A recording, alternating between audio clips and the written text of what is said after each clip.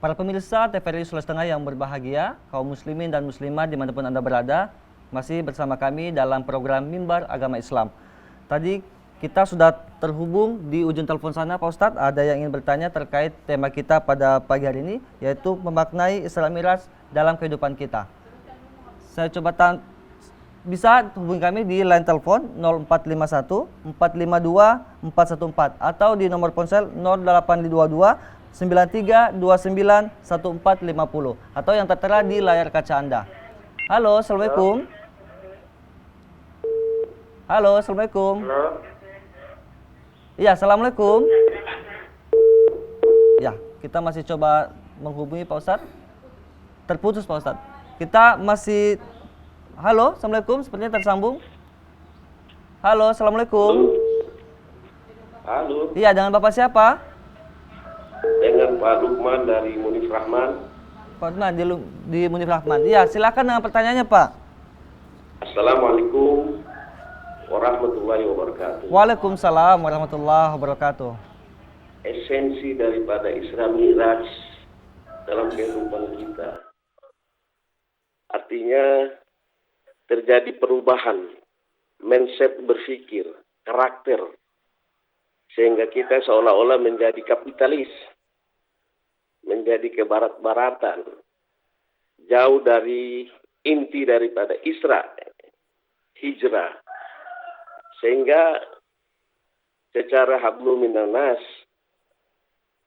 kita itu seolah-olah terlupakan dengan makna Isra Miraj, sehingga terjadi pemikiran, mindset berpikir akibat daripada ilmu pengetahuan dan teknologi begitu dahsyat mempengaruhi mindset berpikir. Kadangkala kita melihat seorang muslim mindset berpikirnya itu kapitalis, kebarat-baratan, tidak mencerminkan sama sekali makna dari hijrah, Isra Miraj, Isra seperti yang telah dicontohi oleh baginda Rasul. Jadi bagaimana memaknai seorang muslim itu dengan pola berpikir kapitalis, kebarat-baratan, jauh daripada Miraj, Isra seperti yang dicontohkan oleh baginda Rasul itu. Demikian. Di Munif Rahman. Kita masih terhubung di line telepon 0451 452 414 atau di nomor ponsel kami 0822 9329 1450 bagi pemirsa yang ingin bertanya. Halo, Assalamualaikum. Halo, Assalamualaikum. Iya, dengan Bapak siapa? Halo, terputus Pak Ustadz. Kita masih membuka line telepon bagi pemirsa yang ada di rumah yang ingin bertanya terkait tema kita pada pagi hari ini. Saya persilakan kepada ibu-ibu majelis taklim yang ingin bertanya sebelum Pak Ustadz menjawab pertanyaan yang pertama dari Bapak Lukman di Munir Rahman. Silakan ibu-ibu. Assalamualaikum warahmatullahi wabarakatuh. Perkenalkan, saya Ibu Ana dari Majelis Taklim Anantovea Tatura Utara. Saya mau bertanya Pak Ustadz, apa hukumnya orang yang mau memperingati Isra Miraj dan yang tidak memperingati Isra Miraj? Karena banyak pendapat, banyak yang mengatakan itu bid'ah. Makasih Pak Ustadz. Assalamualaikum warahmatullahi wabarakatuh. Waalaikumsalam warahmatullahi wabarakatuh. Kita masih terhubung Pak Ustadz di penghujung telepon sana. Halo, Assalamualaikum.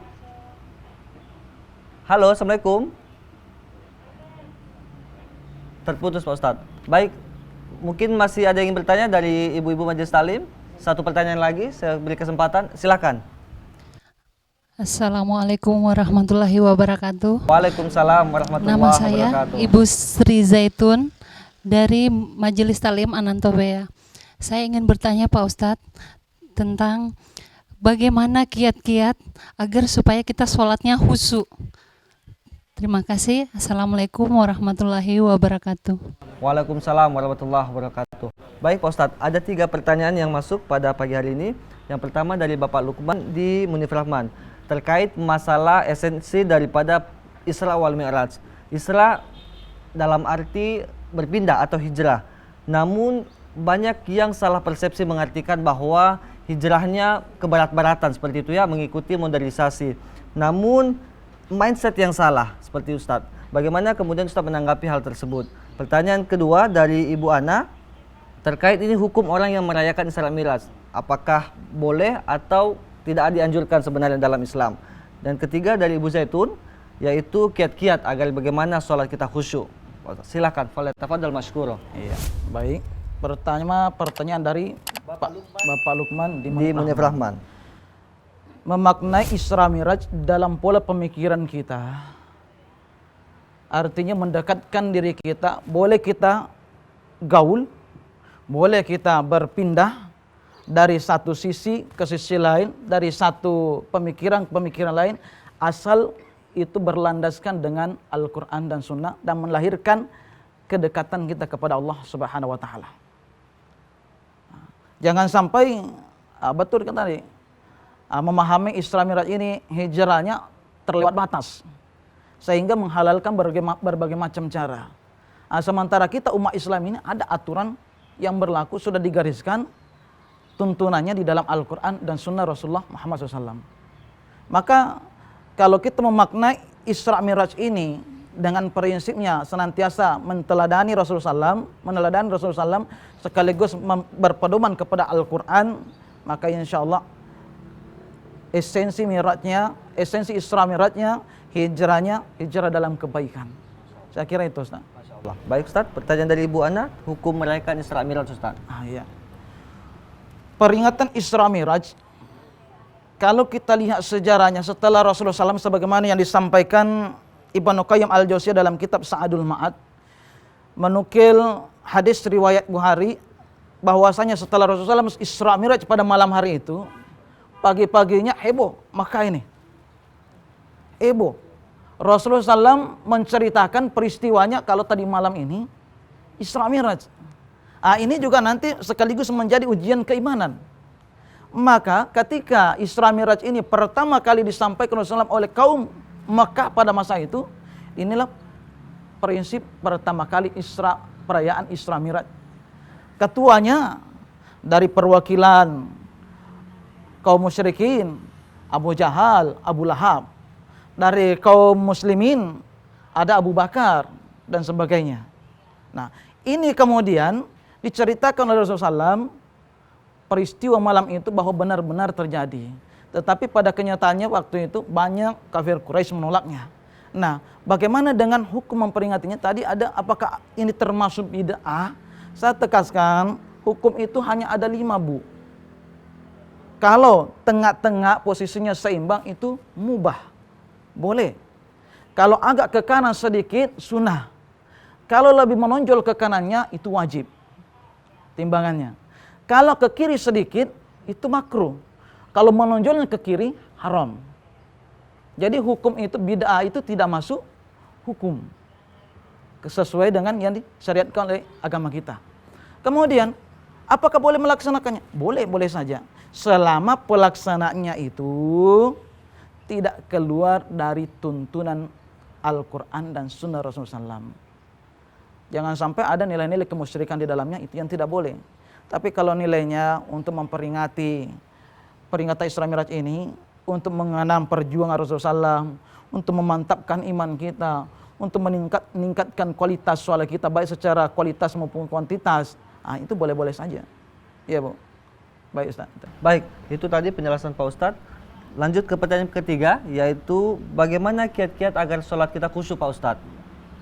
Kiat-kiat sholat kita khusyuk. Allah Subhanahu wa Ta'ala berfirman, "Wasta'inu bis-sabri was-shalah wa innaha lakabiratun illa 'alal khashiin allazina yazunnuna annahum mulaqu rabbihim wa annahum ilaihi raji'un." Mintalah pertolongan melalui salat dan sabar. Sesungguhnya salat itu berat kecuali bagi orang-orang yang khusyuk, yaitu orang yang yakin akan bertemu dengan Allah Subhanahu wa Ta'ala dan yakin akan kembali kepadanya. Maka kiat khusyuk yang pertama harus kita jalankan, tentu ada persiapan. Ini kadang-kadang kita mau khusyuk tapi persiapan kita yang kurang. Persiapan yang pertama, wudhu kita. Ini wudhu kita jangan sampai asal basah. Kadang-kadang kita berwudhu, yang penting basah. Padahal ada aturannya wudhu. Dan kalau wudhu kita bagus, wudhu kita sempurna, insya Allah bisa menjadi asbab khusyuknya dalam sholat kita. Yang kedua, persiapan fisik kita. Ini kadang-kadang kita sudah terketuk, sudah dipanggil azan, sudah terdengar suara azan, kadang-kadang dalam diri kita, sebentar lagi azan, sebentar lagi sholat, waktunya sholat. Itu kita tidak menanggapinya. Seharusnya cepat ditanggapi, itu bagian daripada jalan untuk khusyuk. Ada ketukan dalam hati kita. Kemudian persiapan yang lainnya, gunakan pakaian yang baik. Baik dalam hal ini bebas dari hadas, bebas dari najis. Kadang-kadang ini baik serba baru. Terutama kalau hari lebaran itu pokoknya baru semua. Rasanya lebaran tidak sah kalau bukan pakaian yang baru. Mulai dari warna-warninya muncul semua tuh. Kadang-kadang ini tidak membuat khusyuk kita karena sudah ada warna-warninya, mereknya pun bermacam-macam, mulai dari merek yang murahan sampai yang terlalu mahal. Ini niatnya mau sholat khusyuk apa mau pamer? Ini harus dipertanyakan juga nih. Ya, baik, persiapan pakaian tadi. Kemudian begitu kita mau ambil takbiratul ihram, yakinkan diri kita bertemu dengan Allah Subhanahu wa taala. Kalaupun kita tidak melihat secara langsung, minimal kita yakini bahwa Allah melihat kita. Maka kalau Allah melihat kita, insya Allah kita akan memaksimalkan apa yang kita lakukan. Bukan asal-asalan, yang penting gerak, yang penting sholat. Tapi ada nilai antara tersambungnya spiritual kita dengan Allah Subhanahu wa taala. Kemudian yang terakhir, bahwasanya yakinkan dalam kita bahwa sholat yang saya lakukan ini boleh jadi adalah sholat terakhir saya. Boleh jadi sholat terakhir saya. Barangkali entahkah saya setelah takbiratul ihram saya dipanggil oleh Allah Subhanahu wa taala, ataukah selesai sholat saya dipanggil oleh Allah Subhanahu wa taala, sehingga ini adalah sholat terakhir saya. Maka ketika ini yang kita amalkan, insya Allah bisa kita meraih yang namanya khusyuk dalam sholat kita. Iya Bu, itu penjelasannya. Ya, baik Pak Ustadz, terkait masalah Isra wal Mi'raj adalah tidak lepas dari hijrah, berpindah. Bagaimana kita pindah dari yang buruk menjadi baik, dari yang tidak sholat menjadi rajin sholat, dari yang akhlak tercela menjadi akhlak yang terpuji, begitu Ibu ya. Dan Isra Mi'raj juga tidak lepas dari kaitan dengan perintah sholat, perintah yang langsung Nabi Muhammad SAW terima kepada Allah, langsung berhubungan dengan Allah dan tanpa melalui perantara. Baik, kami masih membuka line telepon bagi Anda yang ingin bertanya kepada narasumber kita pada pagi hari ini, yaitu Al-Ustadz Tambuilang SIKOM, MIKOM. Beliau adalah salah satu dosen di salah satu perguruan tinggi di Kota Palu dan juga merupakan ketua pimpinan wilayah Ikatan Dai Muda Indonesia Sulawesi Tengah. Kami buka line telepon di 0451 452 414 atau di nomor 0822 9329 1450 bagi pemirsa yang ada di rumah yang ingin bertanya kepada Pak Ustadz terkait tema kita pada pagi hari ini. Kita coba hubungi Pak Ustadz. Halo, Assalamualaikum. Iya, seperti tidak ada Pak Ustadz. Masih coba kita hubungi. Mungkin kepada ibu-ibu majelis taklim yang ingin bertanya, saya persilahkan kepada Pak Ustadz. Assalamualaikum warahmatullahi wabarakatuh. Waalaikumsalam warahmatullahi wabarakatuh. Saya dari Majelis Taklim Anantovea dengan Ibu Harmiati mau bertanya bagaimana cara menyikapi tetangga yang selalu menyakiti kata Ustadz. Begitu. Ya, menyakiti dalam arti apa ini Bunda? Ya, Menyakiti. kayak menyakiti bicaranya yang bagaimana gitu ya. Menasihati begitu ya. Baik. Ya. Begitu Kita- saja Pak Ustadz. Iya. Terima kasih. Assalamualaikum warahmatullahi wabarakatuh. Waalaikumsalam warahmatullahi wabarakatuh. Selanjutnya kepada Ibu Majelis Taklim yang ingin bertanya kepada Pak Ustadz, saya persilahkan. Saya lagi menarik sekali kajian kita pada pagi hari ini Pak Ustadz. Alhamdulillah, Masya Allah. Kebetulan kami adalah seorang pendidik. Jadi apa yang Pak Ustadz uraikan tadi, kadang kita kalau introspeksi diri, ya Allah, sholat kita masih banyak yang salah. Seperti tadi yang Pak Ustadz katakan, kiat-kiat sholat yang benar itu, apa wudhu kita ini kita sudah jaga atau tidak. Sementara kita suruh anak kita sholat, hei anak, sudah maghrib, mari jom kita pergi sholat. Tapi kita ibunya asik-asik menonton sinetron Pak Ustadz. Atau kita mungkin barangkali anak-anak tidak tahu kita halangan. Ada seorang murid saya Pak Ustadz bertanya begini sama saya, ibu, biar kita tidak sholat ibu, kalau kita ini umat Islam ibu, kita pasti masuk surga semua. Jadi itu Pak Ustadz tolong nanti insya Allah, karena anak-anak ini biasa kadang susah sekali disuruh sholat Pak Ustadz. Terima kasih. Assalamualaikum warahmatullahi wabarakatuh. Waalaikumsalam warahmatullahi wabarakatuh. Baik, kita mungkin coba langsung jawab Pak Ustadz. Pertanyaan yang pertama dari Ibu Harmiati terkait ini mungkin masih ada hubungannya dengan Isra, artinya hijrah. Jadi dari buruk menjadi baik.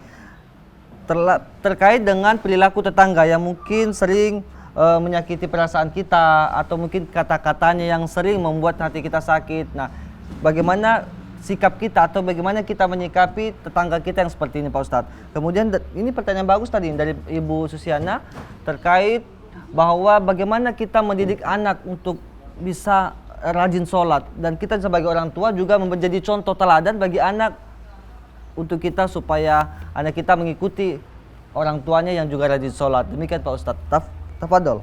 Iya, baik. Yang pertama pertanyaannya tentang tetangga. Tetangga Pak Ustadz. Bagaimana Ustadz kalau ada tetangga sering menyakitin kita, memfitnah kita, bahkan marahin kita? Resep terbagus adalah mendiamkan. Dalam kurung cuekin. Kalau dia dicuekin, insya Allah lama-lama dia pasti redam sendirinya. Semakin kita tanggapi biasanya semakin jadi-jadi. Maka cuekin. Yang kedua, ini yang terbaik, doakan dalam kebaikan. Doakan dalam kebaikan. Nah, Rasulullah SAW apakah pernah dicaci atau dimaki atau dihari oleh tetangganya? Banyak, ada kisahnya. Mungkin kita dengar ceritanya, kisahnya Rasulullah SAW bagaimana selalu disimpangkan kotoran depan rumahnya. Dibawakan setiap mau pergi sholat subuh, Rasulullah membersihkan dulu kotoran yang depan pintunya. Itu Rasulullah SAW apakah marah kepada tetangganya? Tidak. Dia tahu begitu tetangganya sakit, bukan dia datang balas dendam, tapi dia membawakan makanan yang begitu lezat dan nikmat. Kemudian dia mendoakan tetangganya. Dia menyayangi tetangganya sekalipun dia telah merusak atau memfitnahnya atau menyakiti perasaannya. Jadi dengan hal ini, dengan asbab ini, orang tersebut dia bersyahadat, dia masuk Islam. Di sisi lain, sejarah lain, ketika Rasulullah SAW dilempari, ketika hijrah meminta bantuan ke penduduk Taif, dilempari. Bagaimana sikap Rasulullah? Apakah dia membalas? Tidak.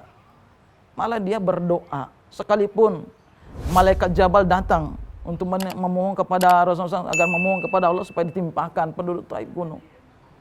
Tidak, dia tetap mendoakan agar diberikan hidayah. Allahumma hadiqhum fa innahum la ya'lamun. Maka sebagai orang Islam harus senantiasa memberikan kedamaian dimanapun dia berada.